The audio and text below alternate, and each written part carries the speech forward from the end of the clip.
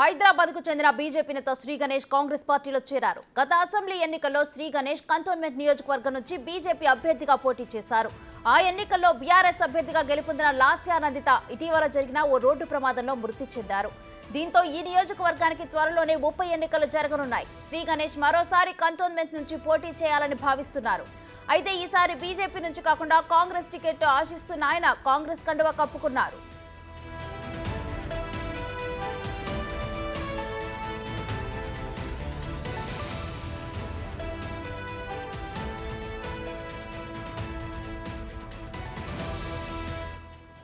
హైదరాబాద్ కు చెందిన బీజేపీ నేత శ్రీ గణేష్ కాంగ్రెస్ పార్టీలో చేరారు. గత అసెంబ్లీ ఎన్నికల్లో శ్రీ గణేష్ కంటోన్మెంట్ నియోజకవర్గం నుంచి బీజేపీ అభ్యర్థిగా పోటీ చేశారు.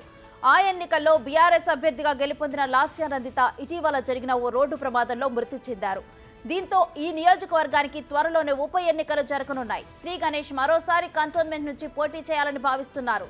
కాగా ఈసారి బీజేపీ నుంచి కాకుండా కాంగ్రెస్ టికెట్ ఆశిస్తున్న ఆయన కాంగ్రెస్ కండువా కప్పుకున్నారు.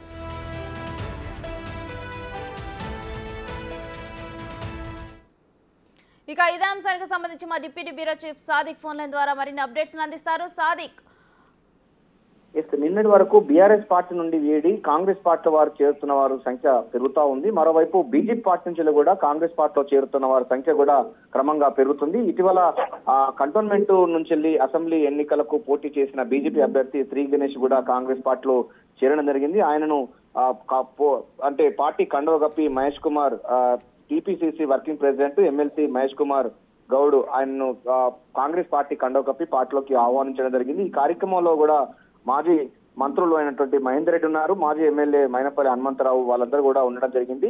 కాంగ్రెస్ పార్టీలో సముచిత స్థానం కల్పిస్తామని కూడా శ్రీ గణేష్ కి అయితే హామీ ఇవ్వడం జరిగింది. అంతేకాకుండా శ్రీ గణేష్ కూడా తనకు తిరిగి కంటోన్మెంట్ టికెట్ ఇవ్వాలి కాంగ్రెస్ పార్టీ నుంచి కూడా అని కూడా ఆయన విజ్ఞప్తి చేయడం జరిగింది. ఏదైనా హైకమాండ్ చూస్తుందని కూడా మహేష్ కుమార్ గౌడ్ అయితే హామీ ఇవ్వడం జరిగింది. పార్టీలో పనిచేసే వారికి సముచిత స్థానం కల్పిస్తామని కూడా అంటే ఈ కాంగ్రెస్ పార్టీ నేతలు అయితే చెప్తున్నారు. సో ఇప్పటి వరకు బీఆర్ఎస్ పార్టీ నుంచి కూడా బీఆర్ఎస్ పార్టీ నుంచి కాంగ్రెస్ పార్టీకి వలసలు కొనసాగుతున్న తరుణంలో పార్లమెంట్ ఎన్నికలు దగ్గర పడుతుండటంతో హైదరాబాద్ సిటీలో బలంగా ఉన్నటువంటి బీజేపీ సంబంధించిన క్యాడర్ కూడా కాంగ్రెస్ పార్టీ వైపు ఉన్నారు. అందులో భాగంగానే శ్రీ గణేష్ కూడా కాంగ్రెస్ పార్టీలో చేరినని కూడా గాంధీ భవన్ వర్గాలు చెప్తున్నాయి. మరికొన్ని చేరికలు ఉండే అవకాశం అయితే కనబడుతుంది. ఏదైనప్పటికీ లాస్ట్ ఇయర్ నందిని చనిపోయిన తర్వాత ఆ సీట్ ఖాళీ అవడంతో ఉప ఎన్నికలు రాబోతున్నాయి. సో ఆ సీట్ నాకు కావాలని కూడా శ్రీ గణేష్ విజ్ఞప్తి చేయడం జరిగింది. పార్టీ హైకమాండ్ ఎట్లా నిర్ణయిస్తే ఆ విధంగా నడుచుకుంటాను, కాంగ్రెస్ పార్టీ కార్యకర్తగా పనిచేస్తానని కూడా శ్రీ గణేష్ స్పష్టం చేయడం జరిగింది. ఏదైనప్పటికీ బీఆర్ఎస్ పార్టీ నుంచి బీజేపీ పార్టీ నుంచి వలసల పర్వం కాంగ్రెస్ పార్టీలకు కొనసాగుతుంది. Right, thank you Sadiq.